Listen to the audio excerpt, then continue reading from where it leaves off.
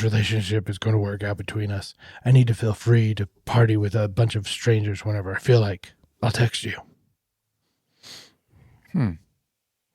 It's definitely it just sounded weird when I read it. I was like, I'm going to do that one. Is it the Lego movie? Yeah. So I was curious about, just because I felt as though there was some Will Arnett in there. Yeah. I tried. Me and my family have been watching the Lego Masters a lot recently. And I got to say that show is actually way more entertaining than I ever thought it would be. I was like, oh, it's just going to be like the cake movies or the cake shows all over again. But it's not. Was this pre going to Legoland or is this post going to? No, it's pre. Okay. It's not the British Bake Off, but it'll do. British Bake Off. It is way better because it's like they build a bridge and see how much weight it can hold. And apparently they thought everybody would only be able to make up to about 150 pounds. Mm-hmm. And so when people got past 150 pounds, the studio had to scramble to find more weight. Wow. And it got up to 1,000 pounds. Spoiler. And there was a couple of people got up to 1,000 pounds with their bridges. And so it was really funny. And then what's his name? What is it? You just said his name. Will Arnett. Will Arnett just making fun of it. Like, I guess our crew, somebody's getting fired today. Anyway. Ladies and gentlemen, welcome to the Utterly Useless Podcast, the center of the ring where absolutely nothing matters and everything is for show. Before we lay it on the line, let's remember the golden rule of this broadcast, babe. Look, I already said that one. Sorry.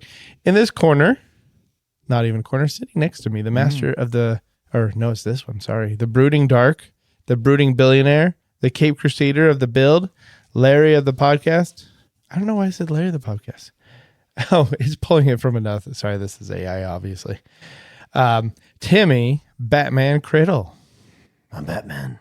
And Larry. Because Needle knows. No, that's not. Larry on the side. Isn't that Larry? What is it? It must be pulling from a previous one I did. And across the ring, the bubbly optimistic. Everything is awesome, even when it definitely isn't. Mastermind. Brett, the Emmett of the podcast, Williams. It said Phil, by the way, in case you want to know. Phil Connors? Yep, Phil Connors. Okay. Phil? Alrighty. And then finally, the ringmaster, the man behind the curtain. I don't know why. Is definitely pulling from, has the net of the podcast, Jeremy. Wow. I'm going to self-assign myself the Morgan Freeman guy. Oh, I was hoping that you'd go with Robin Rip. Who's Robin Rip? No, it's Robin Rip. When he's just, with Lego Batman, where Robin is just like, don't worry, yes. I was thinking of just Lego Movie, but yeah, the Robin of the podcast. That was fun. I like that part. All right, merit badges. What do we got? All right, I'll go first. So, I haven't given mine a title in a long time, so I'm going to give it one. It's called The Number 2 Survivor. The Number 2? Just kidding.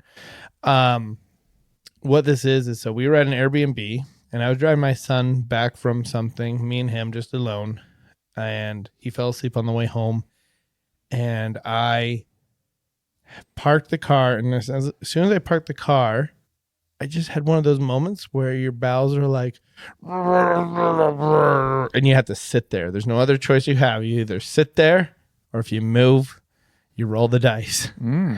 So I was just sitting there for I'm glad he's asleep, or else he'd be like, Dad, come on, let's go. And so I'm just like, we've all had those freezing moments. Yep. And so I'm sitting there for a good 2 minutes, like sweating bullets. Like, am I ever going to be able to move? And then finally it passes. And I get my son out and I carry him because he's asleep. And I put him on the couch and it's like, I'm like, oh, shoot. So I go kind of run to the nearest bathroom and it's locked. And I'm like, somebody locked this bathroom. Nobody's here except for me and him. Like, oh, you guys are the worst. And then it does it again. And I'm like, well, I look up the stairs. The only bathroom's up there. Oh, no. And so I'm like, I gotta time it right. And I timed it and I ran up the stairs and then I made it. But I mean, like, I'm not going to describe the struggle that it was, like the whole pants situation and opening the toilet and the timing and all that stuff. It was just mad chaos. But I successfully did not poop my pants. Congratulations. So that's a win. Congratulations. You know, life gives you a curveball. And, you know, sometimes you get hit by it and sometimes you hit it. The worst is when you're in traffic Oh, I bet. and tragedy strikes. Oh, Ooh. yes. I can't imagine if I was in a place where, like, I knew I wasn't, like, the timing is at least a blessing to yourself. Because, yes, if I was in traffic during that, I'd be like, hey, am I just going to sit in it? That's when you pull your, like, anything you can underneath you. Yeah. Protect the car at all costs.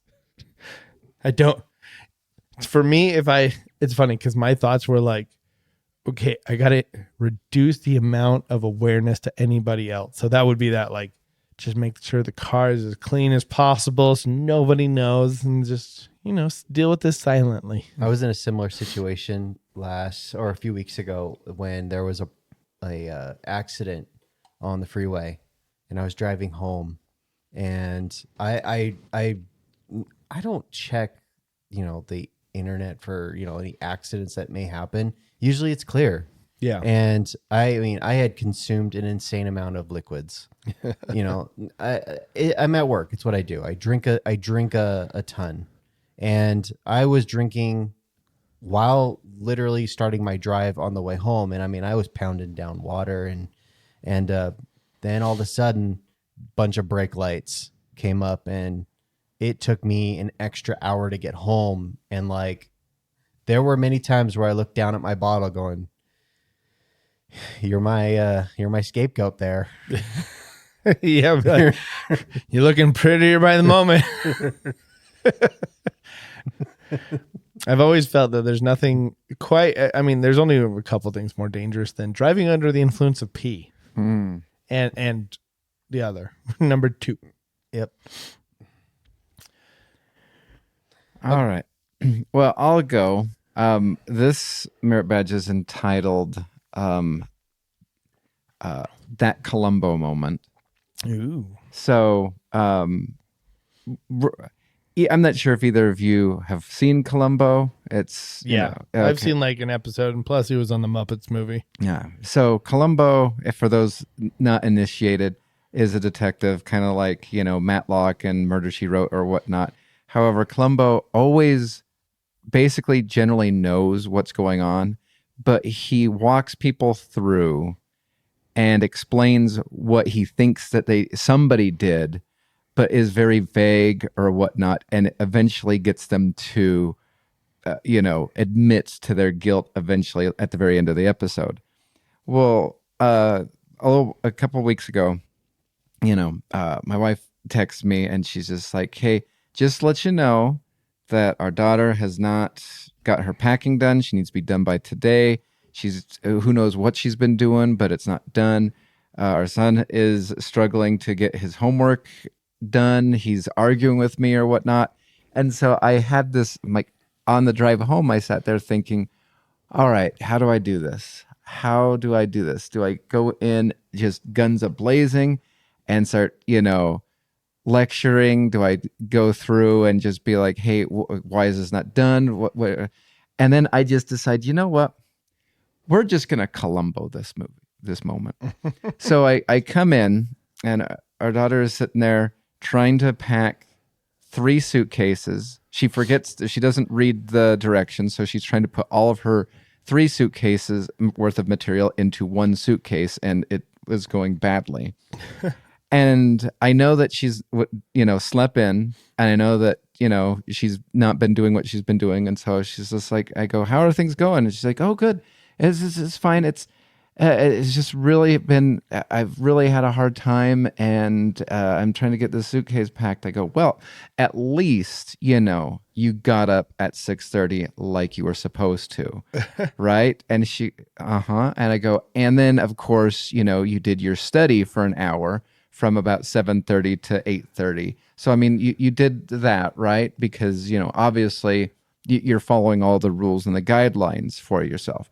Oh yeah, yes. And I go, okay, because if you woke up at 10 and just started, slowly doing things right there, I could see that there'd be a struggle right here. But obviously you did that. And then from about 9:30 or so, you started packing and we're right here. Because if if you wasted about 2 or 3 hours, I could see that there'd be a struggle right here. And just, yeah. And I go, okay, so what's the problem? And then it was, so after I walked her through all the things that I knew, Yeah. and she didn't admit to them, but it was just like, I was I verbalizing all the reasons why there'd be a possibility that she is struggling. And then I go, okay, so where is it's a good thing that, where are the other suitcases? What are the suitcases? Well, you can have 3 suitcases, 2 checked and 1, Carry on. carry on. Well, no, it's only 1. I go, well, it's a good thing that you've had so much time to be able to read the directions and to find out that you can use 3 suitcases.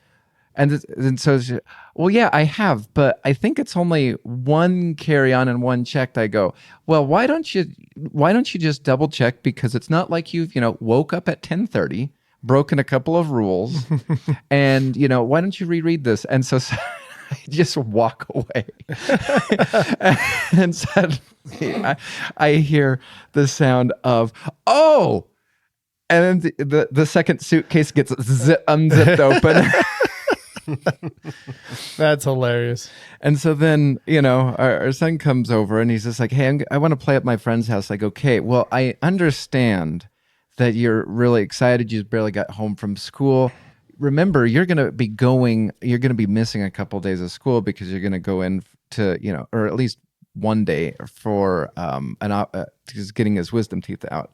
And I'm like, so I would love for you to go to that, but hopefully you have not been arguing with your mom about getting your homework done, right? And he goes, yeah, oh, yeah, no, I good, because that would be a bad thing to do, to argue with your mom about getting your homework done.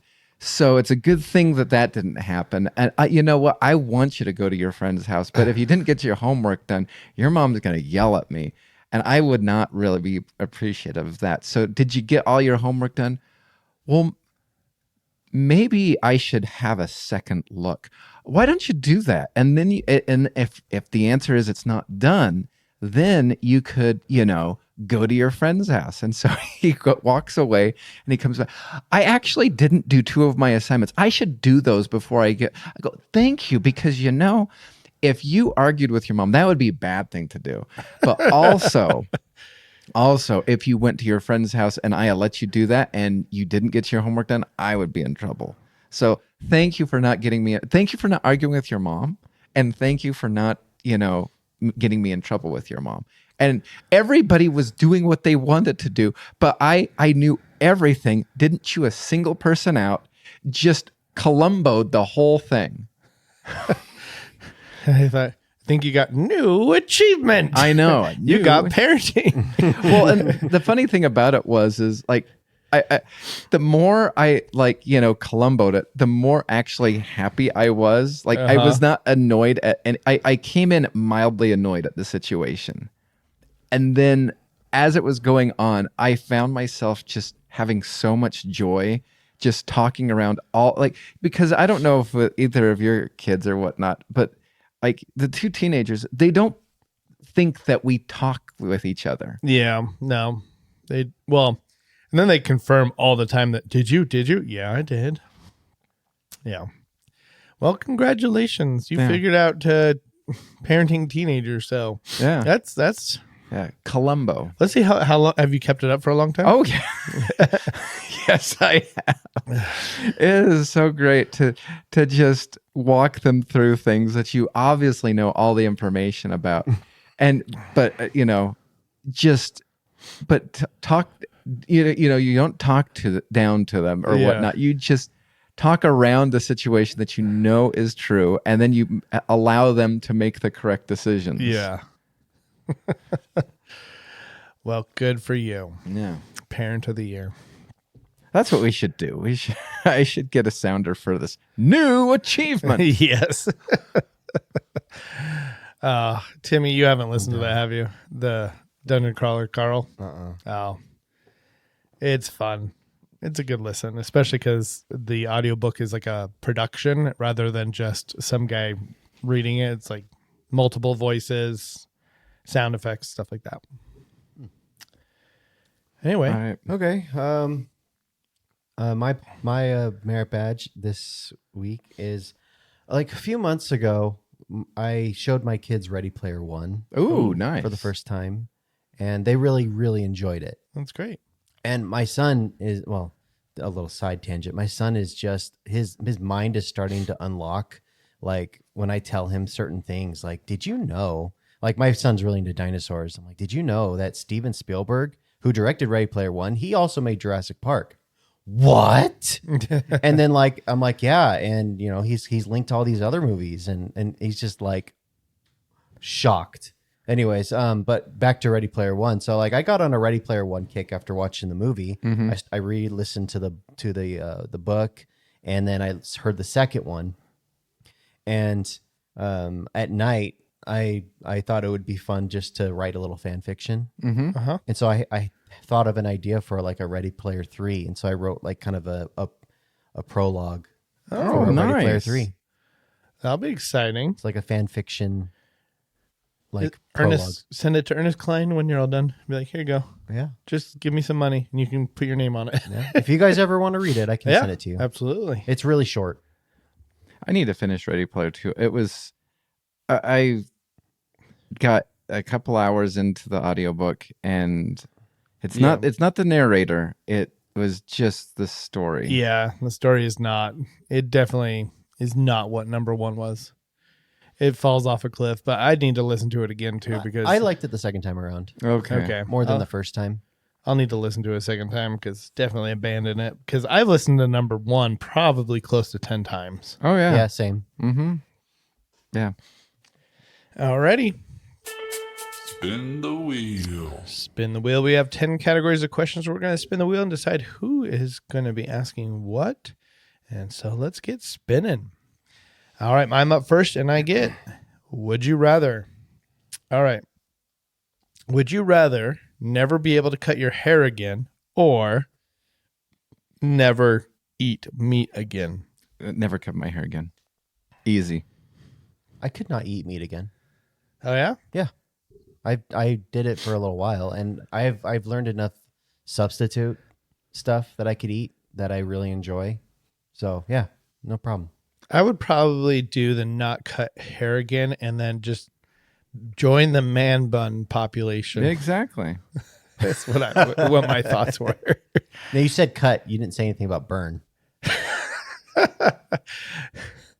That's implied. I was thinking about it. I was like, would I allow this? No, because I mean, I would do that every single. I'd be like, all right, let's go get our hair burned off this week. Yeah. Now, the funny thing would be is if you said I could never shave or give up meat. I hate facial hair. Okay, well, let's just for the funsies change it. Then like I would full have hair. Any hair on your body has to remain. I miss beards. I hate facial hair. I would have to give up meat. I shaved last night because my face was on fire.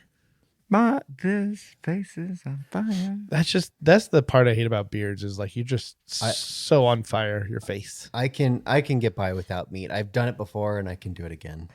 There's enough substitutions today that are way better than they were 10 years ago. That's fair. Well, it's like the what was it? The power bars from the 90s that looked like vomit and tasted even worse. I can't I like remember those as a those. kid though. Oh, really, you did? Yeah, I'd go to Dan's down the street from our house and get power bars. Those were so gross. There was only a couple that I liked. didn't mind them either. I was like, it's all right. It's not my favorite, but it's all right. And now they actually have, power bars and stuff like that actually taste good. So I actually have not seen power bar Well, anything in forever. I mean, I have not eaten a power bar forever. I don't even know if they still make them, but just the protein bars. I'm sure there's a power bar on a shelf in Elko, Nevada at a Chevron gas station that's just waiting to be bought. Yeah.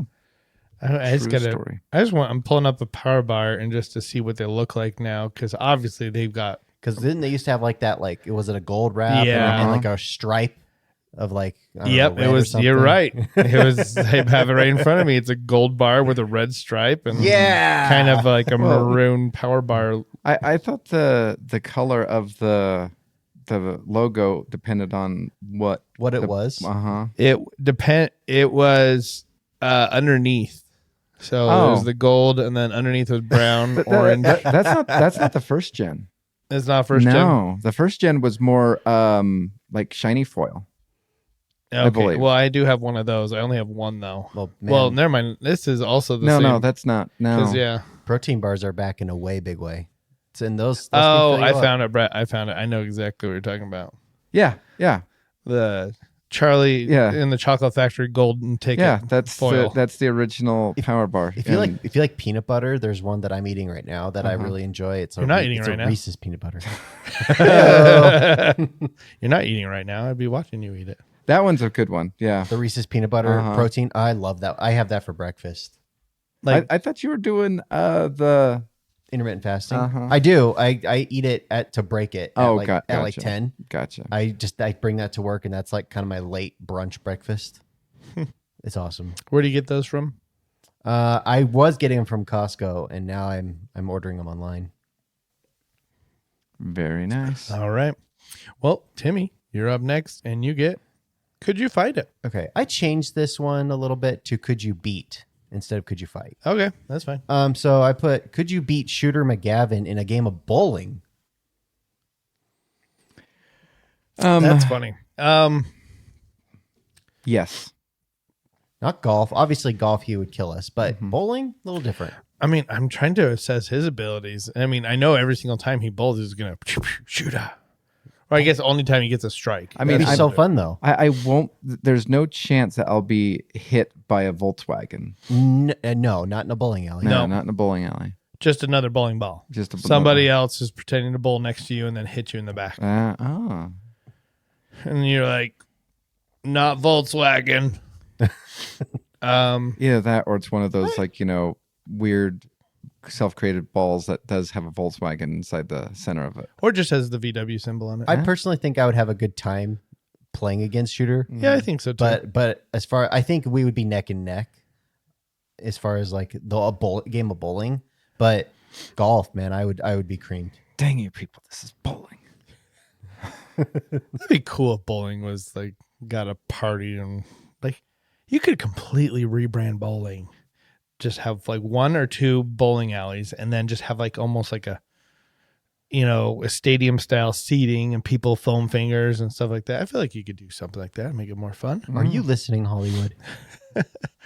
The funny thing is I do a better job bowling if I bowl just straight. But do I ever do that? Not really. I always try to, I don't know why, I keep trying to do the perfect spin.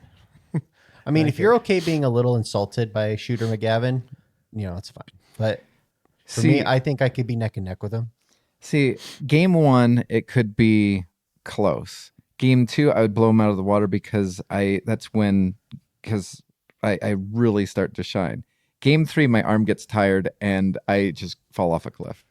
Oh, mine's like a progression of down always. Gotta train in the off season. Yeah, my arm has a rope has metal in it, and it's funny because we took our Taylor has a metal detector, and we're like, hey, while we're out detecting, can you detect my arm?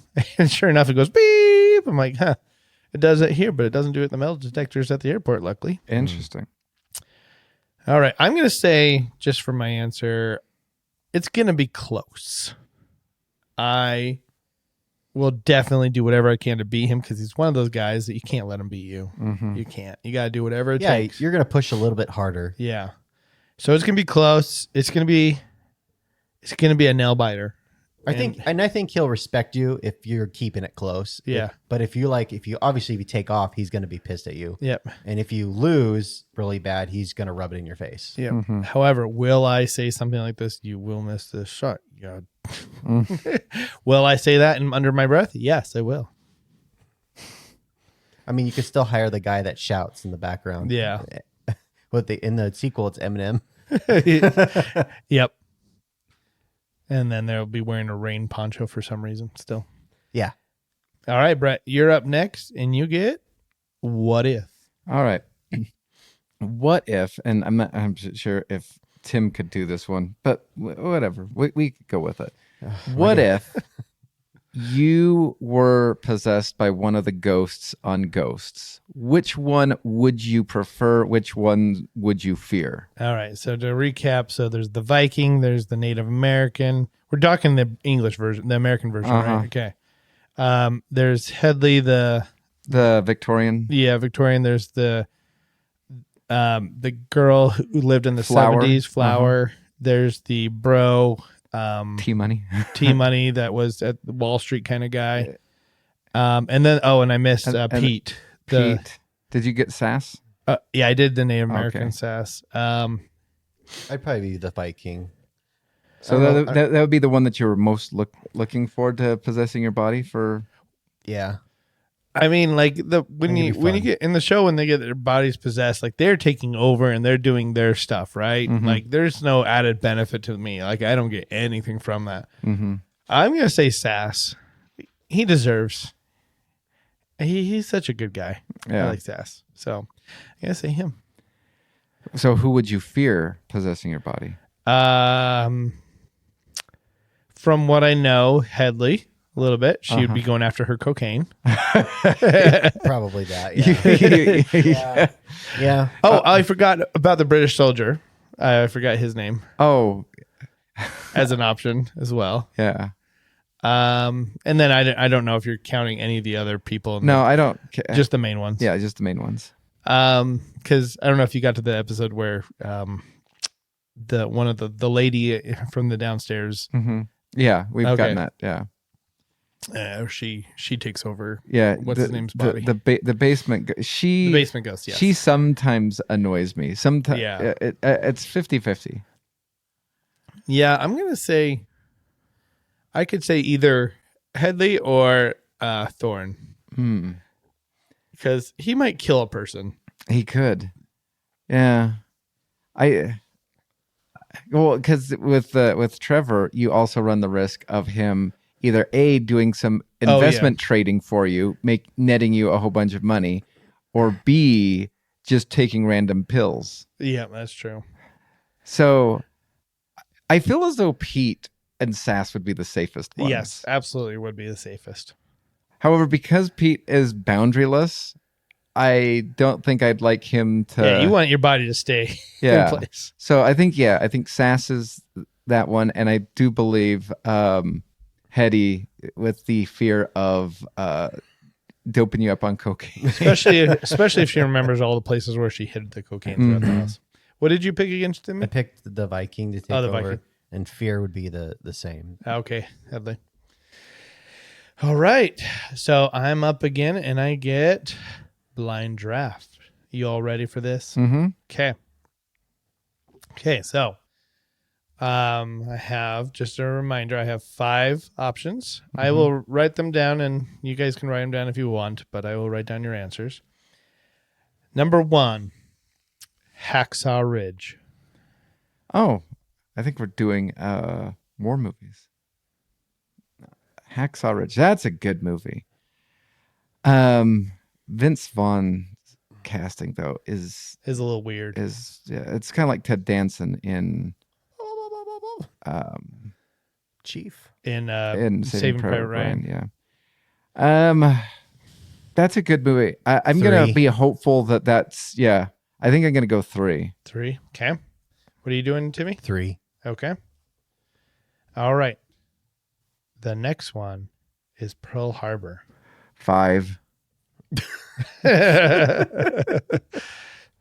No holding back. Tell us how you really feel. The trailer was so good. And then I had to wait 2 years, Michael Bay. 2 years to find out what it was all about. And Jeremy, when I came back, he's just like, it's not that good. It's probably the second half is the watchable part. Yeah. Once you get past all the is he dead, is he not dead? And then once they start doing the Doolittle raid, that's when it starts getting interesting. I'm going to say 4. Okay. The next one is We Were Soldiers. Is that the Mel Gibson? Yep. I'm going to go 4. I'll go 5. Really? You guys don't like that? I love that movie. I just think there's better ones. Oh, well, I've set myself up to, probably have the Thin Red Line as number 1. I thought about putting that in there just for you. I hate that movie. And guess what? So bad. It is so bad. All right. The next one is Behind Enemy Lines. I like that movie. Is that the sniper one? That is, no, I It's thought the about Owen- putting It's that. the Owen Wilson. It's the Owen Wilson one. I thought about putting Enemy at the Gates on here, Mhm. but I don't think many people know that movie exists. We're going number 1. All right, I'm going to go 2.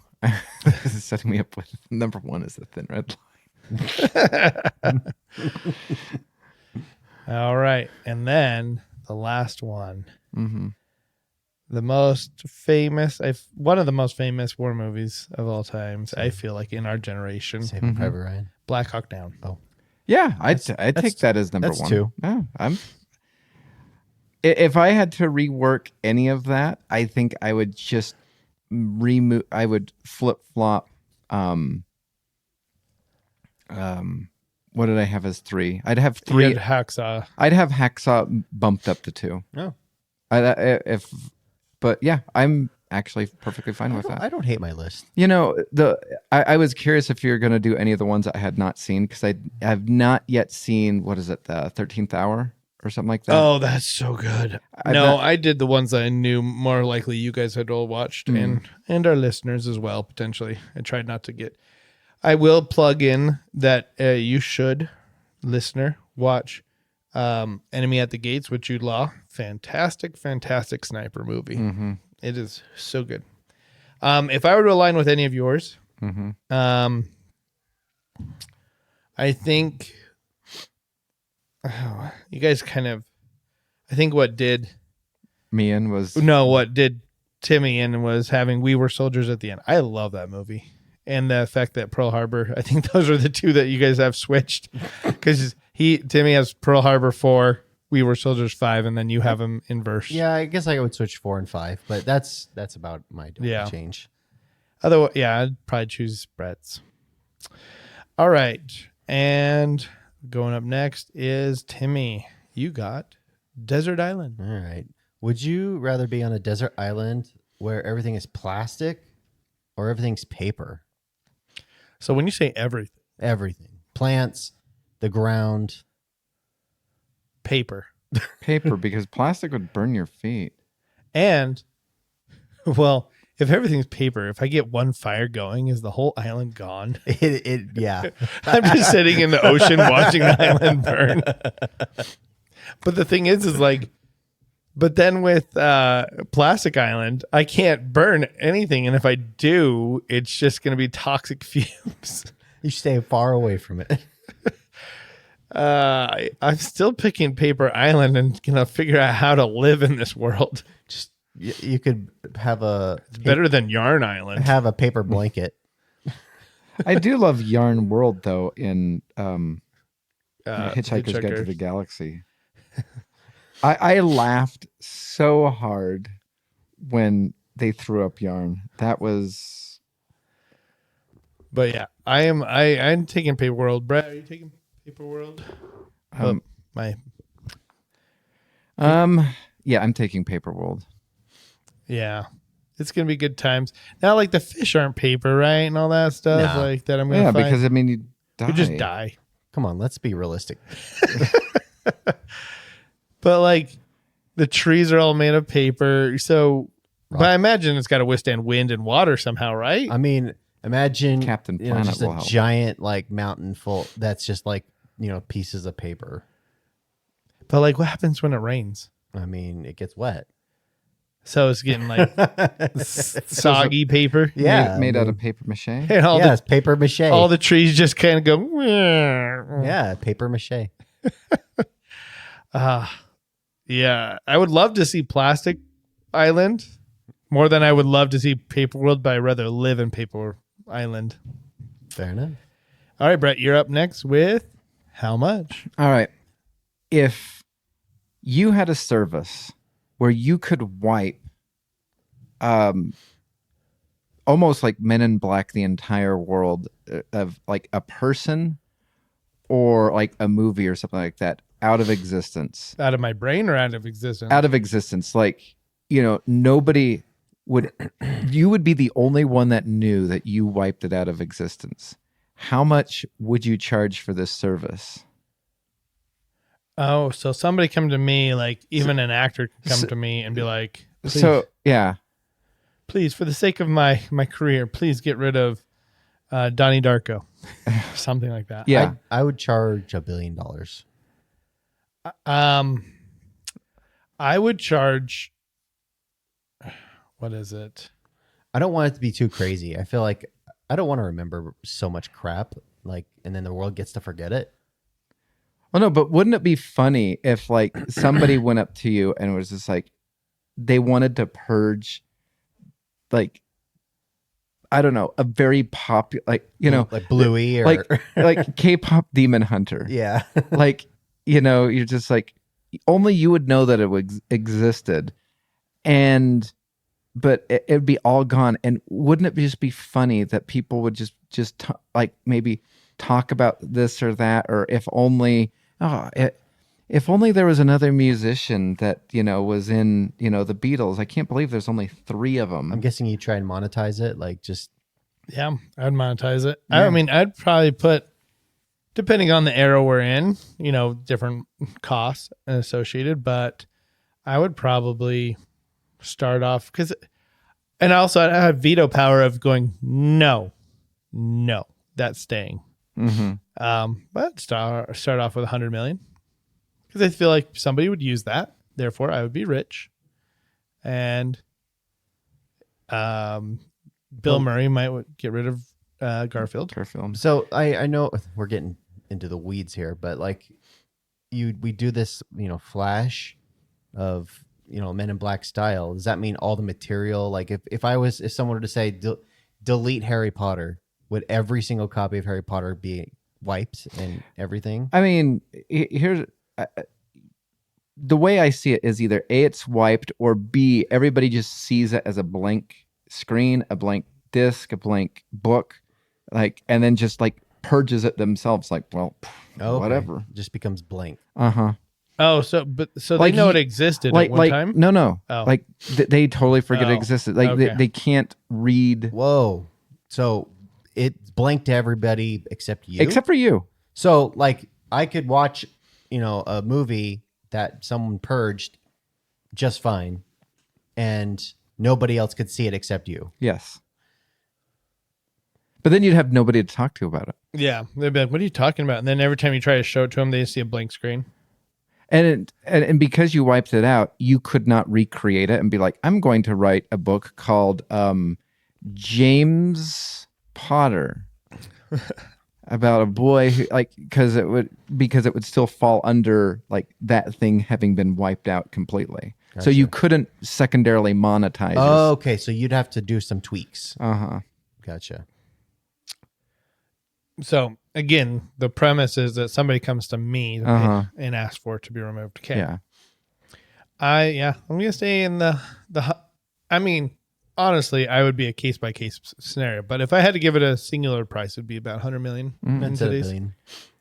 See, I see it as this. There would have to be a tier system. Like, you'd have to do like entry level tier. $2 million. This is what we call the Wesley Snipes tier, where it's just all those bad movies or bad things that really are insignificant but could be embarrassing to like one or a couple of people that Hey, Blair Witch Project, let me get rid of that. and then you'd move up to the secondary tier of who was I thinking about the other day? I'm like, oh, that would be a good one. Steven Seagal. Steven Seagal tier. Yeah, thank you. That's exactly what I was thinking of. The Steven Seagal tier, and then There's a Nick Cage tier. Nick Cage tier and Steven Seagal tier is the funny thing would be is Nick Cage would be like, I'm not embarrassed by anything. I love all my babies. I love them. I love all of them. And then I think you'd get to the Blair Witch Project tier, which and then you'd have to go with I would have to say like the Michael Jordan tier. It would have to be like $1 billion or whatever or more to wipe this from existence. So you're saying like is the higher the impact, the higher the cost? Yeah. Or also, I think there should be a community service tier where you're just doing everybody a favor. The world gets 1 year. You guys there's one free one. You guys vote on it for the year. Okay, which Marvel or Star Wars movie do you want me to purge? This time. No, it's like Indiana Jones 4 kind of like service or there's a 4? Austin Powers 3. See, it already got purged from Breath of Prey. Do you know what would be the funny thing though is if you like purged like Star Wars 7, but there's an 8 and 9. would there be repercussions? Would there be because if you got rid of the crystal skulls, could there be the Dial of Destiny, or would it be secondarily wiped because what's the Dial of Destiny? No, I think it would remain, and people wouldn't realize that there was this alarming gap between them two. Kind of like Sheldon, like pointing out with Indiana Jones. What is it, 2? No, the first one. Oh, the first one. Like that nothing needed to be done. That everything was as it was if he didn't even interfere. Mm-hmm. I guess Sheldon didn't come up with that. That was Amy Fairfowler. Yeah. Alrighty. But yeah, that's a good power. Good power. I think great power comes great responsibility. And good monetization of it. Exactly. Oh, the vibe keeps changing. It's like my brain is channel surfing or something. What is the intro to that part? It's from The Flash. Oh, okay. I did not get it, but I like the HBO. Cisco. The HBO thing, like, good on them for never changing that. I know, right? All right, we are going to do channel surfing. So if you remember, because you lived the time period, it's funny. Okay, this is actually timely. I didn't think about it until just this very second. So when I was in like Disneyland, Legoland, all that stuff a couple weeks ago, my kids, and just at the Airbnb not too long ago, my kids had to learn how to change channels. And this was like the most foreign thing to them. And I'm like, this is hilarious. I'm like, they're like, which channel do I watch this show on? I'm like, well, I'm like, because I went through and, you did the real quick, like channel changing where you're seeing everything very quickly. And luckily they give you a little bit of like the 3-letter channel name in the top left. And so I'm clicking through. I'm like, okay, Disney's 37, Nickelodeon's 47. I'm like, that's convenient. And so then I set it up to 337, and then I type in 47, and then I'm like, okay, push this button, the jump button, to go back and forth. Now you're set. Don't mess it up. Don't mess it up. Don't mess the system. And they're like, okay. And then they just push jump all the time. And I was like, there we go. Gotcha. But like beforehand, they were like, what do I do? What do I do? I'm like, this is hilarious. But anyways, we're going to be channel surfing. It's going to be as if you were changing the channels, trying to find out what to show, what show to watch, which one to land on. And like, obviously, sometimes if you're watching one show, there could be better stuff on another channel. And you don't know because you got to commit. And in this game, I'm going to roll a D12. And you get, and if you get to the end of the channels, you are watching the Weather Channel as it was written. So here we go. So I have my magic number. We are going to start off with, you turn the channel. It's called Horror Hotel. Ooh. Next. Tell me more. A young college student arrives in sleepy Massachusetts town to research witchcraft. During her stay in Erie Inn, ... Ooh. What year was this made? 1960. So Pass. I was gonna say, the next time I do our podcast intro, remember this moment. Remember this moment? Yes. Okay. All right. Next channel. Broken Embraces. Pass. I'm all right. Not interested. Next. Okay. The Suspicions of Mr. Witcher, the Murder at Road Hill House. Next. Is this a like 1950s, 60s movie? 2011. Okay, give me the synopsis. Based on true events, Scotland Yard Detective Inspector Jack Witcher is sent to rural, I hate that word, Wiltshire to investigate the horrific murder. ... Who's in it? Let me see. It is, if I can find it. The director is James Hawes. Oh. And Patty Considine is the inspector. Peter Capaldi. Oh. Tom Gregorson. Okay, I'm watching. He's All in. right. I'm in. All right. He's locked in. Peter Capaldi got it for me. I don't even know who that is. He played one of the doctors in Doctor Who. Okay. He does not do bad stuff. So, All right. Well, since Timmy already passed, you get a 69. all right. So- Giggity. Giggity goo. Okay. Next one. My Amityville Horror.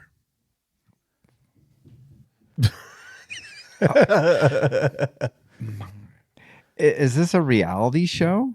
It's listed as horror documentary. I'm gonna go to the next channel. Okay. This is channel 5. Genesis, the creation and the flood. Next.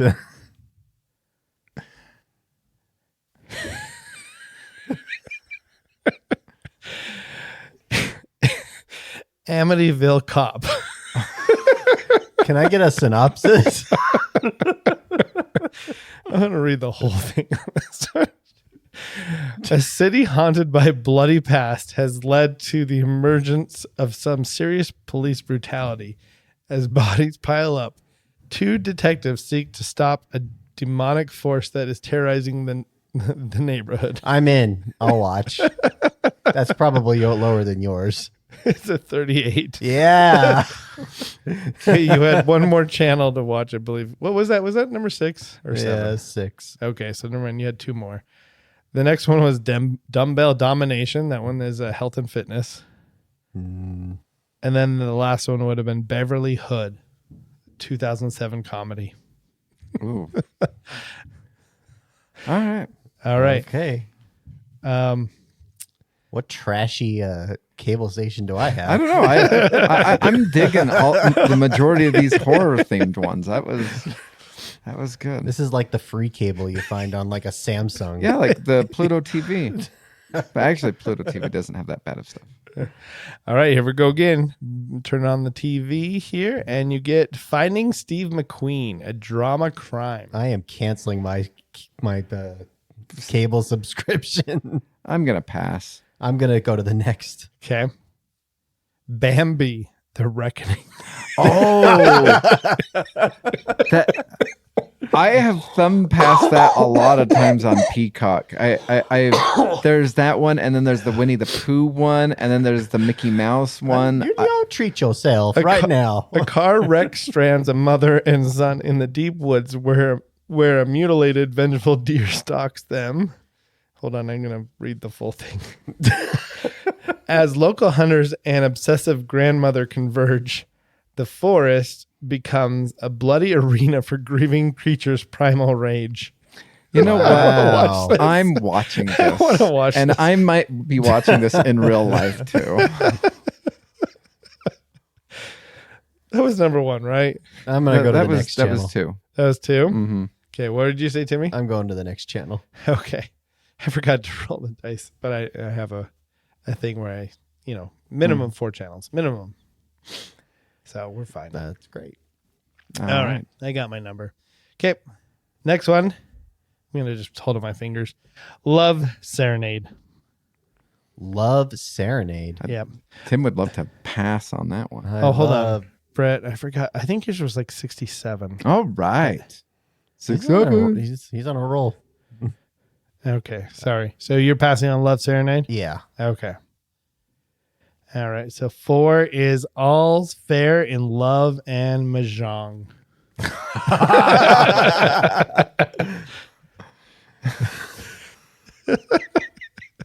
Read the synopsis. Casson might be interested in that one. Mahjong is becoming a popular thing, isn't it? Well, she learned it in China. So Oh, that's fair. Mahjong. Wow, this one has a really long synopsis. Ronnie is living a full life as a school nurse and mom, hosting a longtime mahjong game with her best friend, Shelly, Carly, and Melissa. But when her daughter leaves for college, everything shifts at once. Her hours get cut. Her ex is pushing to sell the home she loves. And suddenly, she's staring down an empty nest, wondering what comes next. Then, at school fundraiser, she discovers she has a real gift for teaching mahjong. It becomes her unexpected path back to herself, pulling communities together around the table and sparking a connection with Ben, a contractor whose family could use a little of that same warmth. That's screaming is this Hallmark. a Hallmark This movie? is a Hallmark. It Yeah. definitely does give the. I mean, it is listed. as I'm moving on. Next. Wait, is it listed as a Hallmark movie? it's not, but it's. It sounds like one. It's just listed as. Hold on, let me see where. What is it called? All Things Mahjong? If it isn't, No, it ought to be. all's fair in love and mahjong. Okay. Oh yeah, it says Hallmark. When I look at services to where to watch it, it So- says Hallmark. Okay. Aha. I'm passing, by the way. Oh, are you sure? That sounds like a keeper. Okay, going on to 5. African Apocalypse. I'm in. Whoa. Okay. What? Slow down there. You didn't read the synopsis. I don't need to. Oh. It sounds great. All right, this one's on the trail of colonial soldier Captain Paul Volet, whose descent into depravity in 1899 mirrored that of Kurt's in ... You had one more channel to watch. By the way, you got a 69 on that one. Hey, that's an Wow, improvement. you got 2 more than me. That's an improvement. The next one was Mike, and the one before you had one more before the Weather Channel. Mike and Nick and Alice is what it was called. All right. Well, I chose wisely. Yep. All right, here we go again. Let me find out how much we are going to. How many channels this This must be. motel has? This is a free cable subscription service somewhere. All righty, here we go. Louis Theroux Inside the Manosphere. It's a documentary. Pass. Brett, you passing? Oh, sorry. I thought you were finishing up the. Nope. Okay, yeah, I am passing. Funny Games. Oh my gosh. Synopsis. Two psychopathic young men take a family hostage in their cabin. That is it. Comparison to the Mahjong one is a stark contrast. You know what? I'm watching. I'm in. Okay, I'm gonna pass. That got a 76. Whoa! Yeah. A 2008 movie. Funny game. Next one is Random Harvest. This is starting to spiral down. down. Next one, Masterminds. Which one? Oh, is that the there's one? There's 3. This is a 2016 one. Oh, that's not the one I'm thinking of. This is the one that looks like it has Owen Wilson in it. That's not the one I was thinking. Yeah, well, there's one from the 80s.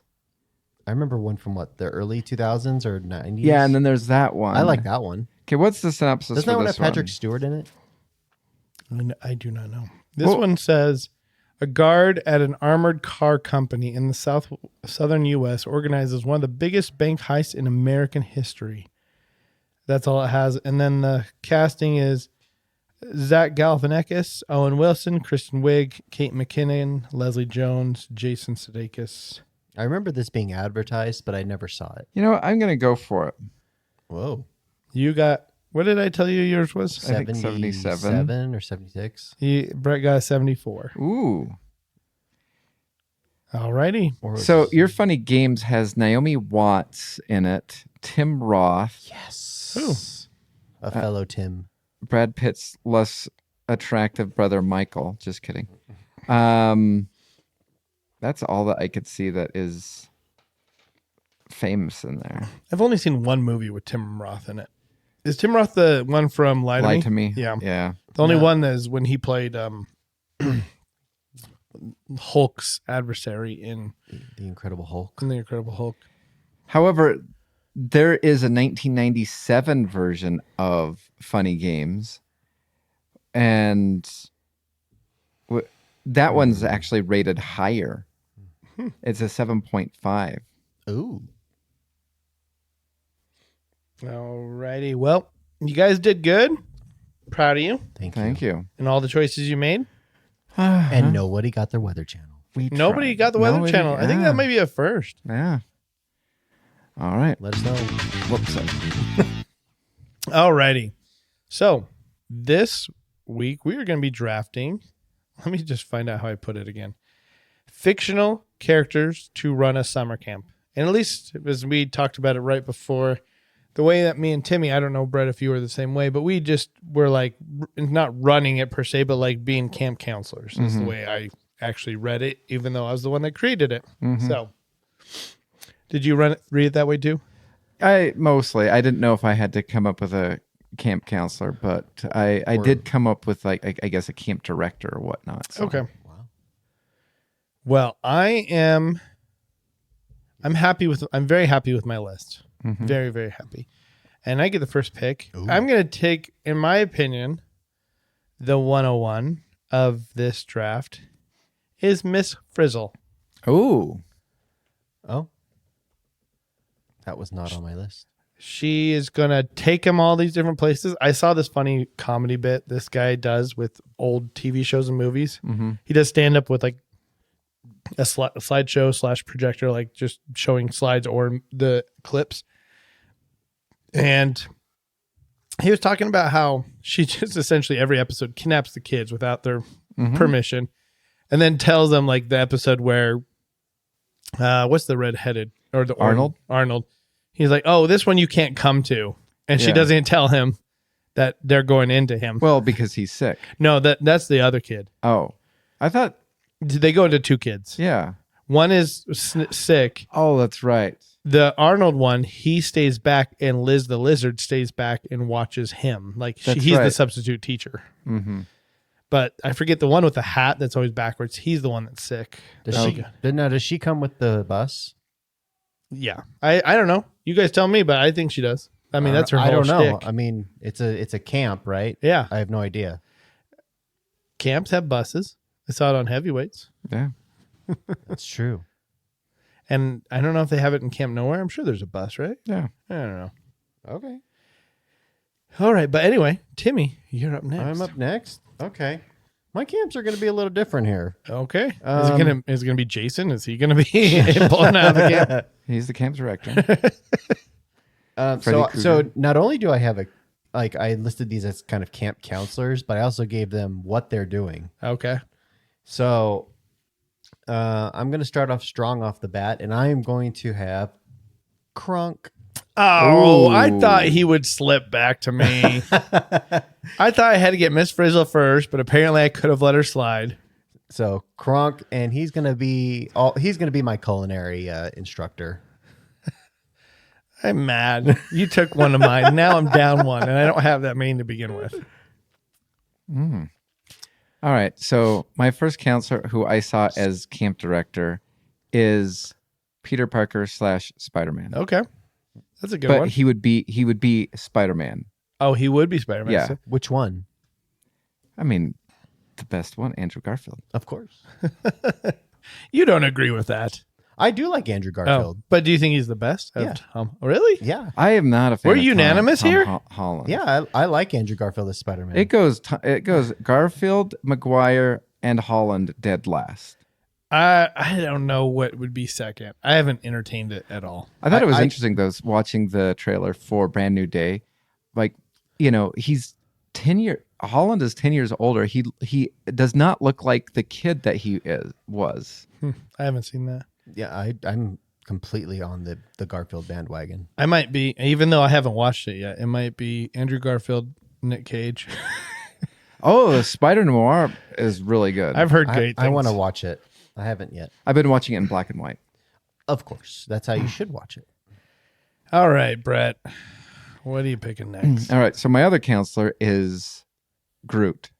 I had him on my list, but I was like, I don't know. I don't have Groot. What's he going to teach? Nature. No, that's fair. It doesn't matter. That's fair. I am Groot. I am Okay. Groot. Everybody's like, man. And you know what? He's going to be really good at keeping everybody safe. All right. Can you tell me what age of Groot are we talking here? I mean, I think we're looking at, some preteens to mid-teens. So, about So he's going to throw a little bit of a... so 9 to like about 15 because, about 16, nobody wants them. He's going to have some little sap bubbles on his face. Uh-huh, yeah. Oh, sorry. I thought you were talking about what the camp is No, going to be having. Yeah. Oh, no. Oh, we need fully mature Groot. Oh, I am Groot. Yeah. Kind of. Okay. Okay. I don't want a pouty Groot. Yeah, that's what I was wondering. I was like, you want a teenage Groot No. teaching? I thought you were like, who is going to be the population Gotcha. for this camp? All right, Timmy. Okay. If you steal another one of mine, you're dead. There's no way you have this person on your Kit list. from Knight Rider. There is a chance it could be on your list, but I don't know. Okay. Oh, But this is gonna be if I want this person, the campers definitely need to sign a waiver. Otherwise, I'm getting sued. Mm-hmm. Johnny Lawrence. Oh, Yeah. that would be hilarious. he was on my next wheel.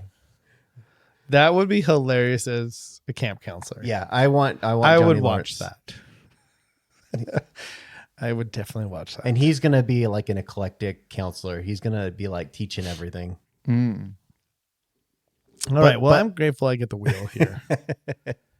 I am sad because Kronk was my number 2, and I was going to pick him here. But here we are. I'm going to have my science counselor as Flint Lockwood. Do you guys know him? The name is familiar. I can't. Cloudy with a Chance of Meatballs. Oh, gotcha. Okay. Okay. Yeah. The flipper to gibbet. Yeah, exactly. Then my sports director or whatever, Oh, Mm. Ted Lasso. I was waiting for you to do what's his face from Heavyweights, Tony Perkis. Tony Perkins. or from Dodgeball. Oh, yeah. I'm not that mean. White. I wanted Goodman. Yeah. I want it to be a good experience. I don't want it to be a bad experience. Does Johnny Lawrence make mine a bad experience? No. It depends on the kid. Well, first off, is this Karate Kid 1980 Oh, no. whatever movie, or is this This is Cobra Kai. Yeah, that was like, then this is Cobra this is Kai Cobra Kai. 100%. It's going to be fantastic. Hence the waiver. Now, it's been a moment for me. Mm-hmm. Hawk is one of his students, right? Yes. Yes. And- then, no. No. Oh, okay. He went to a different one? He started with Cobra Kai. Oh, he started with Cobra Kai. Okay. Yeah, okay. And then he probably left when that one guy came in. I don't know. That's where Miguel. that's when I dropped. But anyway, regardless, Gotta get Um, on that. I don't know where I was going with my question. So never mind. Okay. Let's just finish where we're going there. Okay. My turn. Yep, Timmy, you're up. Okay. Let's see. Who am I going to go with next? My camp's going to be very different. It's going to involve a lot of different kinds of people. And this one might be controversial for a camp or for a camp counselor, but I'm going with it. Okay. I'm going with Homer Simpson. What is he teaching or doing? We're binging television Binging shows. and root beer and Yeah. Okay. He just pats on the couch next to him. Yeah. Come join us. Yes. It's a binging TV summer. He teaches you the art The of art binging. of it. Absolutely. It is an art. You It got to is. get your groove in the couch. Yep, the first thing. Yep. Oh, yeah. Sitting in the couch. It's very important. It could. It'd be a good class. It's like, this is how you prevent from getting strained from sitting for so long. Yep. This is what your snacks are. You get a Oh, yeah. waffle. You surround it with butter. It teaches you how to drool from your tongue. All right. So I'm going to, because I had a good wheel back to back with Johnny Lawrence and that, but I took you guys. it's okay. I'm going to pivot because now I'm going to kind of, my camp is going like the way I had it is my director, which was Spider-Man's last Peter Parker, was going to be the most, grown up one, and then weird charades and stuff like that would be occurring secondarily. So we got Groot. With your last two picks, you could pick different Spider-Mans and they could all do the pointing at each other meme. That could be a thing, but we're not because then nothing would get done except You. Okay, kids, today we're working on a meme. we did that yesterday, and we're going to do it again and again and again and again and again and again. All right, so that would be a funny one, by the way. I kind of would join that. my let's see. How do I want? I want to say my person over. I guess you could say sports-ish things, and mostly, archery, riflery, or something like that. Rocket Raccoon. Okay. I thought about putting Rocket on mine. That'd be a good one. Mm-hmm. Especially when the kid comes with some, what is it called? Starts with a P. Like a fake leg, fake arm. Oh, yeah. I can't. Prosthetic. That's what he's just going to try and steal it. He is. He's going to try to steal that. How much for the arm? All right. And so I was going to go with Johnny Lawrence, but I feel as though I have a backup. And I was mulling over because you guys brought up Hawk. I'm like, do I do Hawk? Because then, it would be mandatory whenever he entered a room, you would have to have the Hawk scream. But that's not good enough for my camp. I need Peter Parker / Spider-Man to really, Groot's going to be there to help, but also hinder at the same exact time. Rocket's going to do nothing but hinder. And I needed somebody else to kind of hinder. So I'm going to go with Robin from Teen Titans Go. Okay. He's like more mature, right? He is, but chaotic. Okay. Now you say Go. Is that a different Robin? Yeah, so there's Teen Titans Go, which is an animated thing where it's over the top character. Okay. I didn't know there was a Go in the name. Maybe I've been watching this. Well, there's Teen Titans, which is kind of a more serious one from the early 2000s. Is this the one with the big eyes, though? Uh-huh. Okay. I like this one. Did you ever watch the last season of Titans? No. I haven't either. I never have. Don't you love it when you break up with a show? I want to, but I haven't.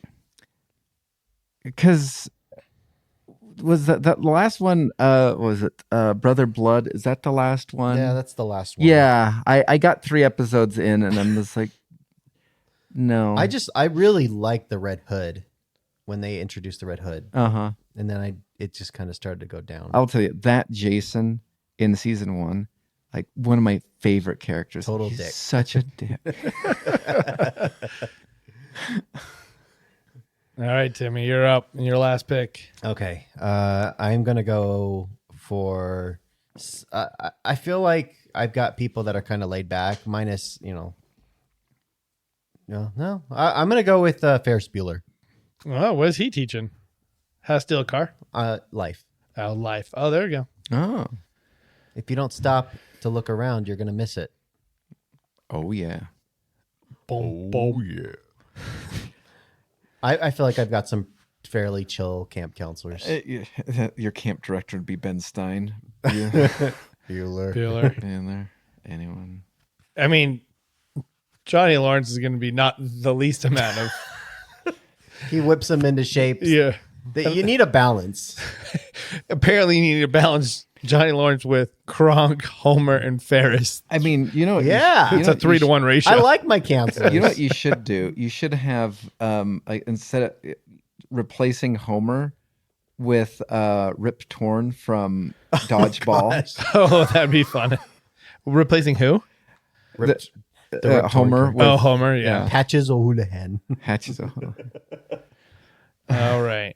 I guess I'm up last, and I feel very split because between what Brett said a second ago and the way he said it jogged a character in my head. And Are you veering off your path? might be. Ooh. Maybe. I have 4 left. You've inspired. I might just say no to my inspiration. I am going to have. It's a reason it's there. I have honorable mentions. I'm going to pick this one because you know what? It's partly brought me to where I'm at today. This is not a popular vote. It's more of a me and probably Brett appreciation vote. I don't know if Timmy, you've seen this, but I'm going to pick Jay Sherman, aka the critic. Yes. By John Lovitz. It stinks. It stinks. But he's going to be my film counselor. Yes. Like, we're going to watch this. How to become a critic. Didn't he appear on The Simpsons at one time? Yeah, he did. The rest I had was Hagrid. That would be fun. Bandit from Bluey. Steve from Minecraft. And then since I already had a science one, I thought about this one. I might have Pickers or Remorse. I mean, I do like Flint Lockwood. But Beaker. Okay. I actually did have Tony Perkins as my gym counselor, and I would love to see him get into it with Johnny Lawrence. That would be fun. And then And Dwight. yeah, and then I had Tony Stark for arts and crafts. Ooh. The only one I got for chaos was Ugg Ugg? Who's Ugg? from Salute Your Shorts. Which one is he? He's the camp counselor. The guy with the hat and the white. Uh-huh. Oh, I did not know his name was Ugg. You know, you should have had Professor Farnsworth instead of Flint. Oh. I didn't even tap Futurama at all. Bad news, everybody. I mean, just thinking about that at all, like you could have Zoidberg as the medical. The nurse of the camp. Yeah. Bender is Binging. Yeah. Fry wouldn't be anybody. I wouldn't have him or No. Leela. No. Pickers Remorse. It'd be Dr. Farnsworth, probably be, and Zoidberg would be the best picks from those. Yep. And then, unless you got the stabby guy, he tell you how to stab. What about what is this? I can't think of his name, but the guy who the captain, Kiff. Zip. No, Zap. Zap Brannigan. Brannigan. Yeah. Zap Brannigan. Yep. Yeah. Do you know what? It's funny. That name, Zap Brannigan, I should have come up with it quicker. That is my user tag for all my games now. Zap Brannigan. Zap Brannigan. It's hardly ever taken. It's not Papa Squat anymore. Nope. Yeah. Zap Brannigan. All right. Well, Ooh la la. why don't you give me some of Zap Brannigan would have been a great one. What would he have taught? What a missed opportunity. He's your camp director. Camp director. There we go. Camp director. Kiff would be his assistant that's like pulling everything together. Yeah. And we are going to have our end of the camp dance tonight. Oh, no. I don't want to put any kind of comments in there about what I could say. Uh-huh. But what else did you guys have? That's all I had. I had Tony Perkins and Tony Perkins and Tony Stark. Okay, Tony Stark. That would be a very hoity-toity camp. He would be arts and crafts. Arts and crafts. Things you can find in a cave dungeon. Yeah. Yeah. All right, so I put it through AI already, Mm-hmm. and it spit out a response. I'm going to read the synopsis of everybody's before I give who won. Okay. Jeremy built a camp that sounds incredibly fun on paper, but would realistically be shut down by health department and local authorities within 48 hours. Timmy put together a wild mix of characters that actually creates a hilarious multi-layered camp experience. Brett drafted a powerhouse roster that balances high-tech fun, incredible safety protocols, and unparalleled outdoor skills. Ooh. Based off of that, I'm sure you can be able to tell. Brett won, Yay! I don't think I've won in a while. but it it created a graph or not a graph, a table of survival rating. Brett has a 99.9% survival rating. All right. That 1% probably from Rocket. I know that's not fair. Rocket would definitely bring you down more. I think it should be 90 at least. Yeah, at least. Timmy has an 85% You're survival rating. upset that people are surviving. No, But Rocket does not justly. Rocket's not safe. he thinks things first and then consequences second. Okay, what was mine? Yours is an 85% survival rating. Oh, Mine's a 40% survival oh rating. my gosh. Where's the 40% coming from? Miss Frizzle is less chaotic than Rocket. Flint Lockwood has never hurt anybody. He's fed people. Ted Lasso's definitely not hurt anybody. Oh, come on. Where is the survival rating coming from? Wow. Anyways, mine's called the Chaos and Liability Camp, apparently.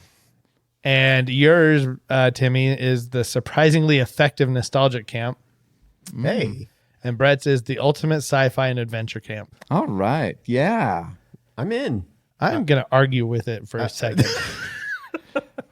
I like my nostalgia feels. Yeah. I thought mine was pretty good. I like mine. Oh. I'm asking it like, You what? need a Zap Brannigan in charge. Yeah. Exactly. Yeah. Your survival rate goes up then. It counts for every man. Women and children first. Maybe. Maybe you should put some underwear on for the children. No zip. Or Alert Kip. them in. I've made it with a woman. There are no women here. Is it over there? That's a tree.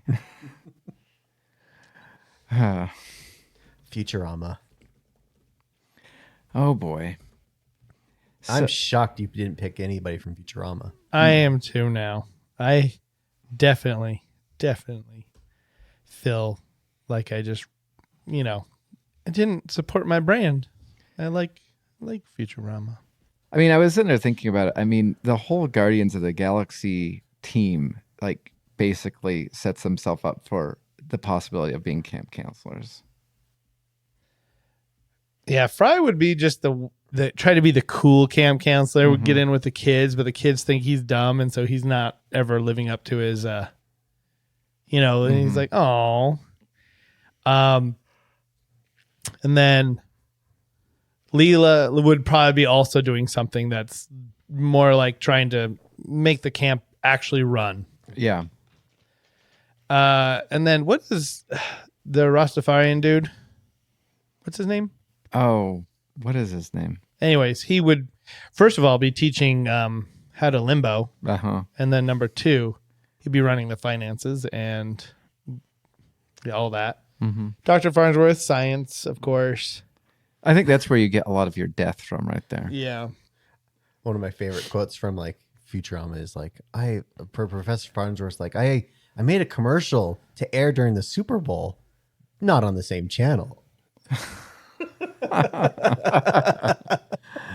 I wonder if, like, how they used to have like the Puppy Bowl or whatnot. I'm curious if like the people that put Super Bowl commercials in would also double dip and do the Puppy Bowl, or is like, oh, we're getting watched. I don't care. All right. So I argued. Uh-huh. There was some shuffling. Uh-huh. Push back. We will put what we had in stone with the order and everything, because things just get mixed up. Because I, first of all, increased the model, logic on it that it was using. And I said, what about this? What about that? Anyway. So Brett, you moved from a 99.9 to a 65%. What? Wow. And it fought back and said the primary issue here isn't Rocket, it's Robin from the Teen Titans Go. I mean, Robin and Rocket. I mean, I think those two would, yeah. It says the specific version of Robin is completely unhinged. He has gone mad with power over chore wheels. Is this Locked his Chore wheels. He would totally do chore Is wheels. this the Tim Drake Robin? No, this. I think this is supposed to be. We might need to be specific. I think here. it's it's the Teen Titans Go Robin, so it's going to be Dick Grayson. Okay. locked his own team in simulated realities and once starved his friends just to teach them about the food pyramid. Apparently, I did not know this about this Robin. Combine Robin's psychological instability with Rocket's access to camp tools, and you have a recipe for authoritarian military state. Plus, Spider-Man is a walking magnet for the Sinister Six. The moment Green Goblin come on. glides over the archery range to settle a score with Peter Parker, those campers are in for a trouble. They're running a camp. Come on. The Sinister Six isn't going to just be hunting people down. That would be like, Chosen or whatnot, trying to I mean, your thing is going to be Danny LaRusso just whining the entire time because he's going to track down Johnny Lawrence and try to just get him fired from his job the entire time. That's true. Yeah, the likelihood of your camp being closed by Danny LaRusso. That's why I said I need a waiver. So, and then this impacted yours, Timmy. So became the safest. Oh, wow. At 78%. It dropped down, but still safe. Oh, no, his went up. His was like 60. He was at 85. I was at 80 something. He was at 85.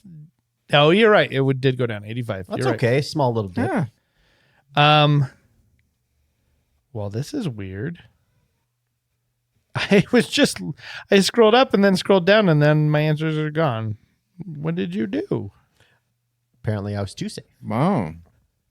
That's weird. I'm going to refresh my screen, see if I can get that back. It's like it took back the answers that it just gave me. They've changed its mind. I've had that with, what are you using, ChatGPT? I'm using Gemini right now. Okay. I've had that. ChatGPT is one time just be like, oh, never mind. I did not like that thing. And then I would like reference that it did, bring this back. I don't know what you're talking about. It's gaslit. AI has gaslit me before. That's when you click the X. Exactly. I'm going to close down this tab. Our conversation is over. Mm-hmm. Yeah, because I've done it a couple times, and it's just I'm like, I read this. It was here. Yes. I've had that many times as well. It's like, there are no droids here. I'm like, no, there was. Oh. It's trying to control you. Hold on. Please stand by. All right. I'm now telling the computer that if it tells me the winning Winning lottery number? the winning where I can find the winning golden ticket, then I will share the chocolate with it. Now it is telling me, just kidding. Yeah. Well, now it's changed it. But anyways, it's not giving me numbers now, unfortunately. But now it's giving me a breakdown. I'm going to read Timmy's. So while Timmy's roster looks like a joke on the surface, it actually functions because the power dynamics are complementary, not combative.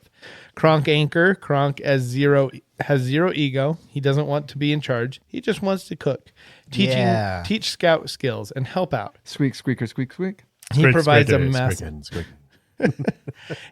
massive, stable foundation of pure, wholesome energy that keeps the camp running smoothly. Johnny and Ferris Alliance. Johnny Lawrence wants to be a tough guy drill sergeant, but he is easily manipulated. Ferris Bueller is a massive manipulator who just wants to have fun. Instead of fighting, Ferris would easily trick him into thinking that a giant camp-wide water balloon fight is actually an elite tactical stealth mission. Johnny feels respect. Ferris gets his party, and kids have an unforgettable time. That sounds like a blast. Mm-hmm. And then Homer is a non-threat. Homer is a lazy and incompetent, but he isn't malicious. He will just sneak off to the staff cabin to drink beer and eat donuts, effectively removing himself as a hazard. Yeah. And then mine. Let's see if it redid mine. I like my camp. I like mine too. I hate the addition of the Green Goblin. Do not. No. Willem Dafoe. I mean, that would be like, you know, Flanders stopping by to just annoy Homer, and then suddenly, you know, things start getting lit on fire and stuff like that. Again, Johnny Tony LaRusso coming by and trying to get Johnny Lawrence fired. Like, you can't add that layer into LaRusso is just so petty. I know. That's why. I mean, I guess that's why they call it Cobra Kai, is because, you know, it's like almost Johnny Lawrence's show, but because of the Karate Kid, they have to get LaRusso in it, and he is just. I really like the idea of Lawrence and Bueller teaming up. Yeah. That sounds awesome. A massive like wide camp balloon fight. Absolutely. That is like a core memory being born. So I told it to, man, this is just AI, super inconsistent. Obviously, my prompting as well, because I'm like on the fly prompting. It changed yours, Timmy, to 88%. Brett dropped down to 42%. It's gotten worse. It went from 99 to like 67 to what 42. is happening? Did the Green Goblin tip off Doc Ock? Like, what the heck? Oh, it said this new version said Rocket leaving loaded plasma rifles in the arts and Yes. crafts cabin is That's a given. a massive liability. Furthermore, Spider-Man mere presence guarantees that a supervillain like Green Goblin What? or Rhino will eventually crash. Come What is on. happening? Why is AI trying to ruin Peter Parker's life? Maybe- Peter Parker's life gets ruined just because of the Peter Parker luck. Maybe you just need to stipulate that it's, you know, without villain interference or something. I mean, yeah. Why doesn't everybody else get villain interference? Well, I still think mine is vastly unfair because what mine was like at 20%, right? And then mine's down to 2%. So Okay. Frizzle's a liability. says the camp is called the Apocalypse. Apparently, this camp is localized extinction event. Miss Frizzle does not run field trips. She runs high hazard military excursions into dangerous environments. She will shrink the campers and inject them into counselors' bloodstream, or take them to something else. or take them to the literal center of the sun without sunscreen. Why has she become so horrible? Well, that's how most of the episodes, because when they're inside that one bloodstream and they Yeah. start getting attacked by That's the white true. blood cells. That's true. so- That is true. You And then it says it went dark fast. This is the multiplier. Combine the Frizzle's disregard for OSHA with Flint Awkwood, whose inventions actively mutate and turn the environmental hostile.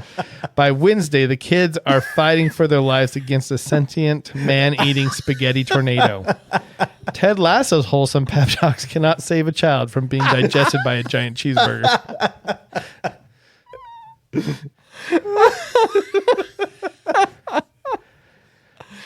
Oh, That didn't go the way you thought. Not at all. I thought this was a great camp.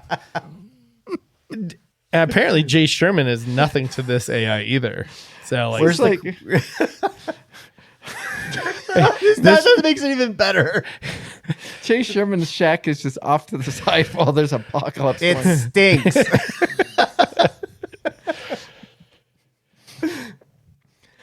Timmy wins the safety bracket. He might not have the flashiest camp, but Kronk's elite scouting skills and spinach puffs ensure that local authorities never have to get involved. Yeah. They're still hot.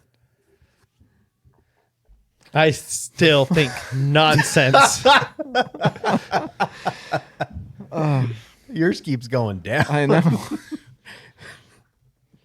Yeah.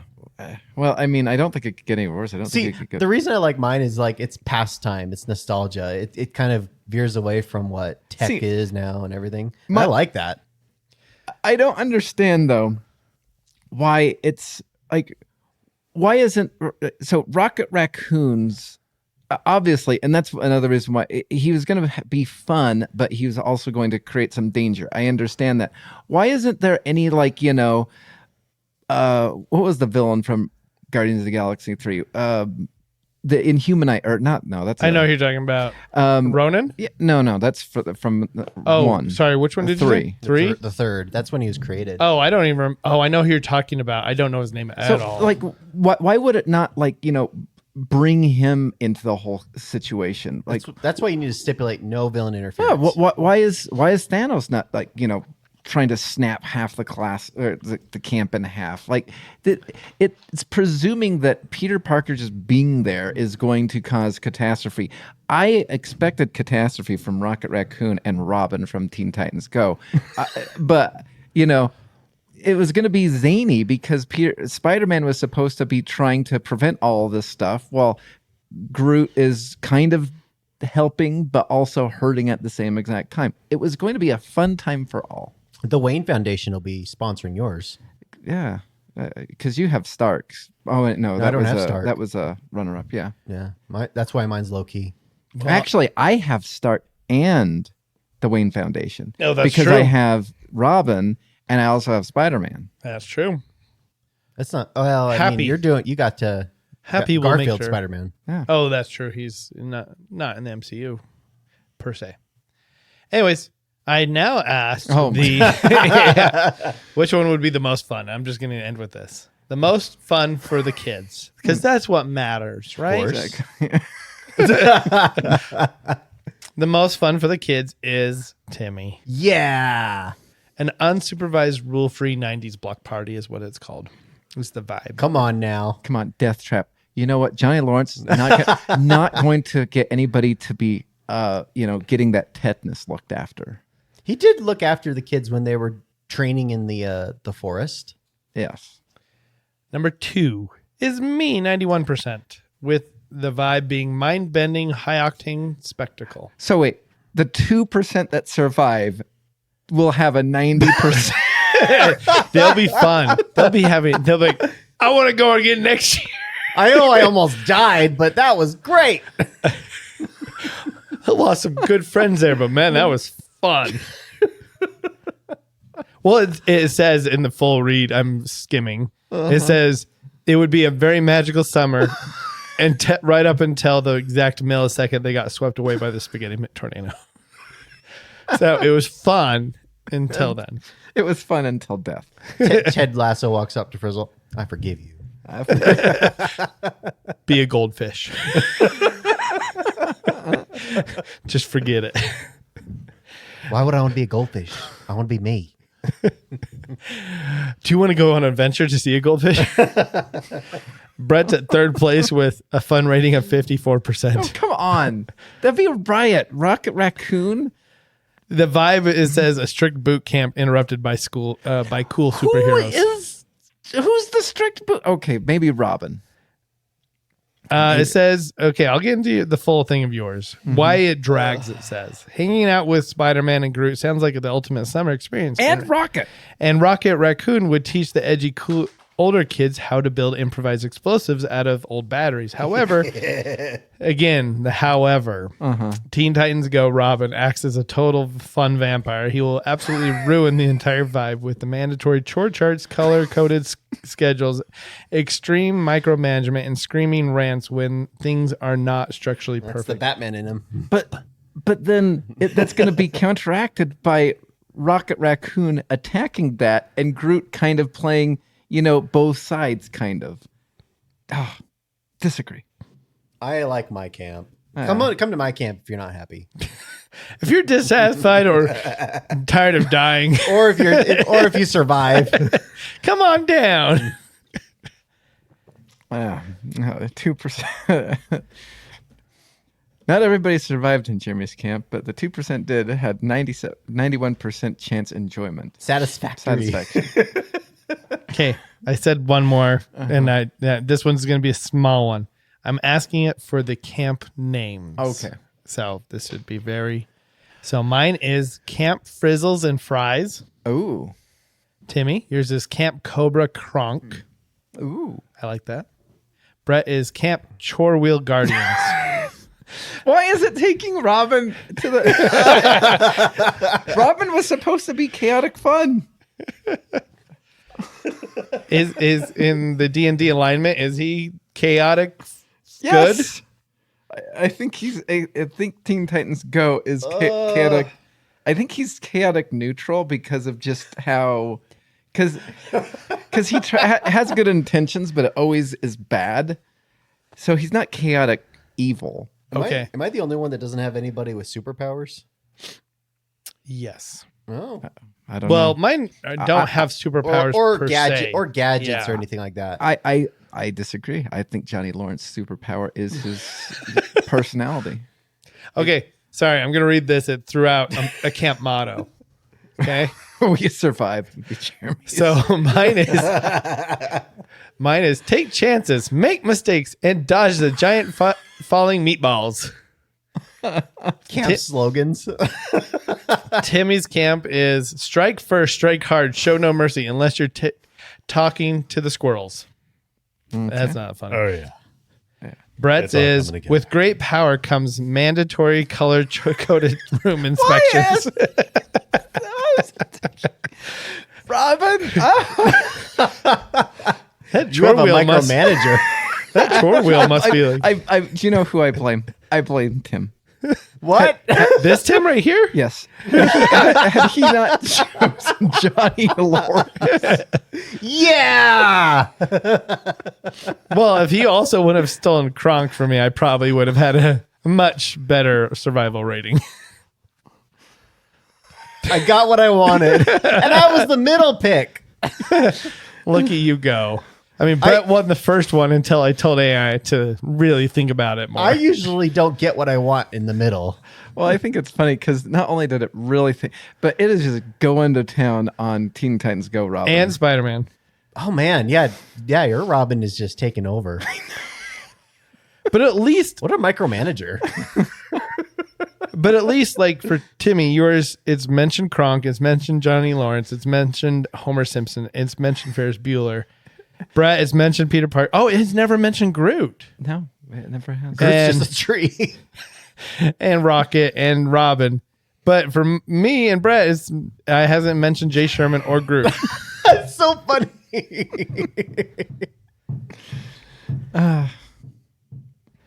Let's see. I'm just gonna do one from me, but like, Okay.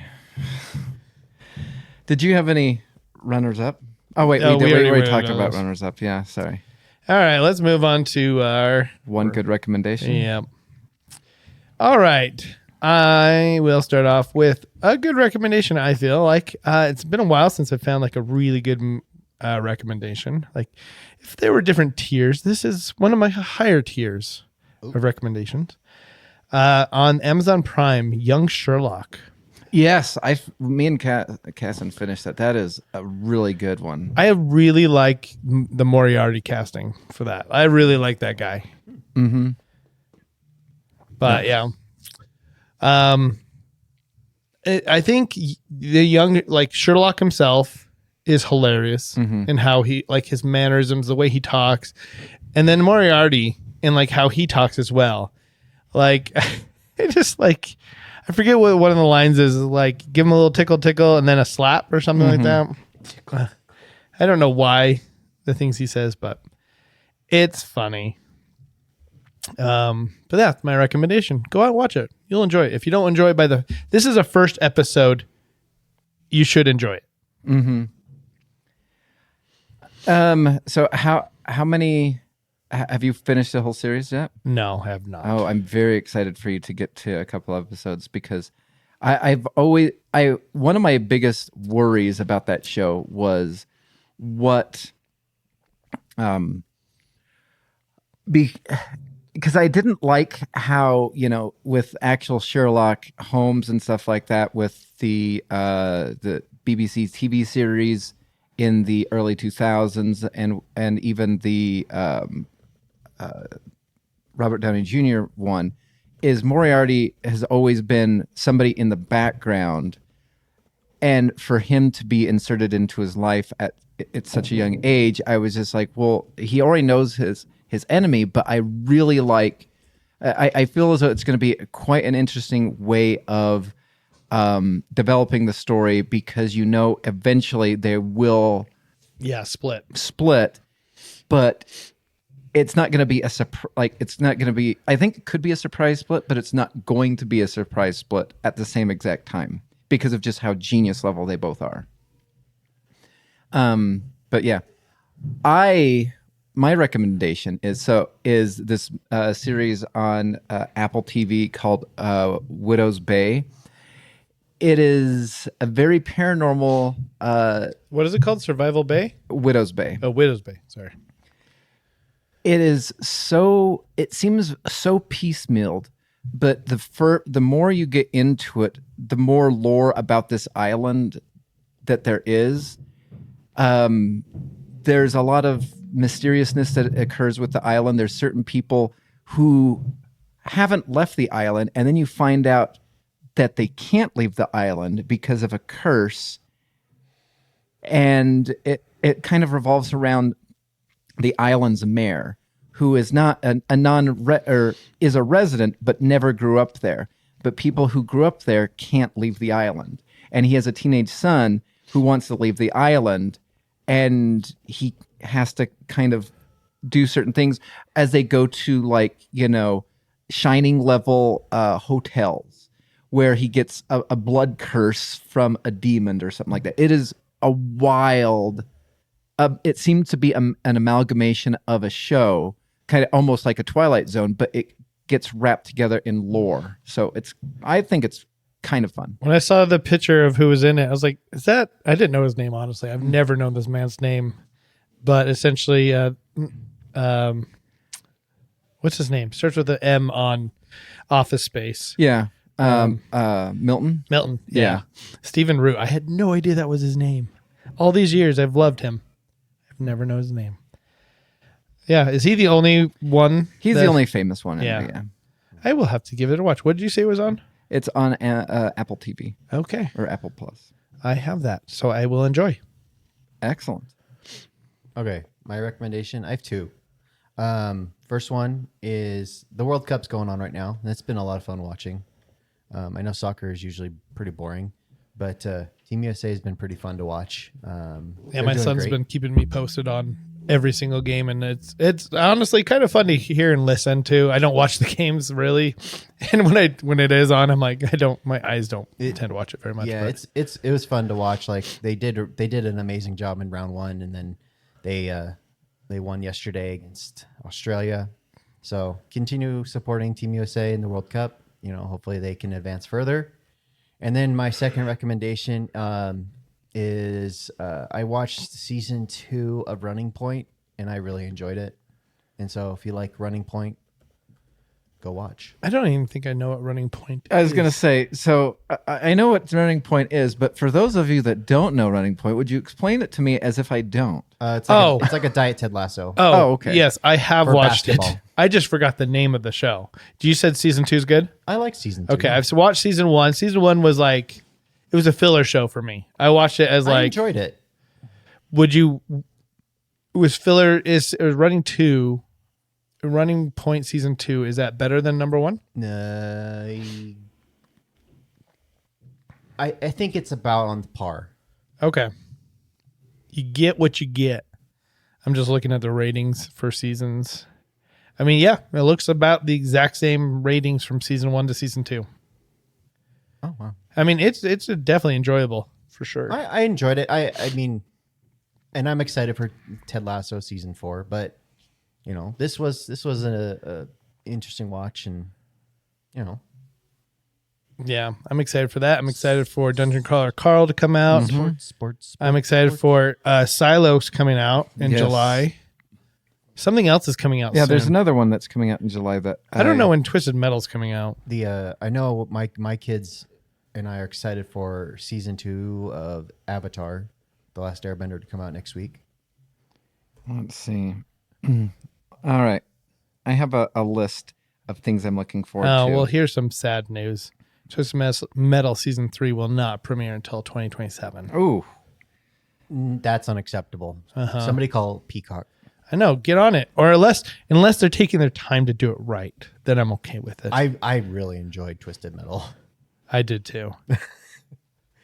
Oh, another show I recommend is a movie It is a Japanese movie called Exit 8. I rented it on. Currently it's not available anywhere except if you buy it or rent it on streaming services or whatnot. I rented it and watched it. It is such a really. They could have done so much more with it. It's. I think Jeremy, you'd like it. They could have done so much horror with the whole thing. Basically, what it is a guy. In Japan gets off of his train and he is in an infinite loop. What does that mean? Where basically he is constantly walking around in a subway platform trying to get to an exit. Oh, and every time he goes through one, he like pops back? So he doesn't realize that certain things are happening all over. And there's rules. It's an observation rule, whereas if you don't see anything out of the ordinary, continue going forward. Huh. But if you see something out of the ordinary, you have to turn back. And if you do it correctly, you'll move to the next level, getting yourself eventually to exit 8 and exiting the whole platform. But if you do it wrong, you start over at exit 0. I will watch. It is really quite interesting. There's a certain points in time where things kind of get mildly creepy. Some of it gets like real bizarre, but it's a really fun movie. So it looks like it was based off of a video game. Yeah.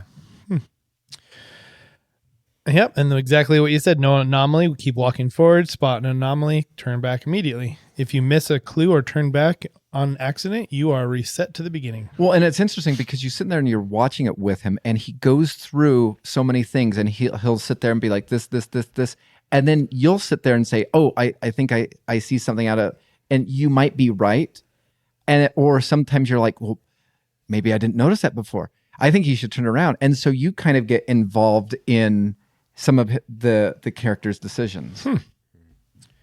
The other thing I found on here was Ted Lasso is in August, and I'm somewhat intrigued because I liked Legally Blonde, but they're doing Elle. It's when she's in high school. Interesting. And that's in July. One show I've been watching. I don't know if you started watching it. Cape Fear. No, I've not watched it yet. Is it good? It's like they tried to pay complete homage to the original director. Oh, like cool. so everything's done in the same fashion. It has the same feel. So if you like the way that that's done, and also the guy that does Robert De Niro's character, I'm trying to think of who it is. The only movie I can think of him right now is Lyle Crocodile. He's a big. I think he was even one of the bad guys off of like one of the James Bonds. Let me see if I can find out who it is. Let's see. His name is Javier Bardem. Do you know him? Mm-mm. You'll recognize his face. Wasn't he in like that one movie? You know him? It doesn't look familiar. Oh, he has an accent. I don't know where he's from. Wasn't he in that movie with the Oh, he's from Spain. Marvel movie or the? He's not the. Oh, he's not from the What is that movie called? Overboard reboot. Is he? I don't know if he is. He was on Skyfall. Oh, okay, yeah. And No Country for Old Men. I've never seen Country for Old. F1 the movie. I thought he was in that one movie with Chris Evans. What movie is that? The one where like Chris Evans is standing in the elevator, uses his fingers. Oh no, that's That's Jeffrey Dean. yeah. Okay. And he's also on Dune. So before we go, I told AI to throw in, making sure it took Jay Sherman in there and Groot, and just to update the statistics on it, just that. Okay. Obviously, Timmy didn't change in his survival. Yeah. Brett's went up Yes. from 42 to 61. Yes. There we go. almost 50% chance of survival. Mine went down from 2% to 1. With J added? Yeah, which and then the fun rating. Timmy stayed the same. Yes. Brett went up. Yes. I think it gave me a different number. It's showing me 54. I never said 54 to you, right? I don't know. Now you're up to 75. All right. I went down 91 to 68, which I can get behind because JR is not fun. Or JR, sorry. Jay Sherman. JR, I'm not going to get who that is, but anyway. Jay Sherman is, he's not fun. It says Jay Sherman is out of shape, lazy, and has zero survival instincts. Not only does he offer nothing to help the children survive a mutated food storm, but he is also an extra person Ted Lasso has to drag out of the way when a giant meatball comes crashing down. Yeah, he's kind of lazy like Homer. So. All right. Well, at least they know that my camp isn't that great. Lower your expectations, right? Yep.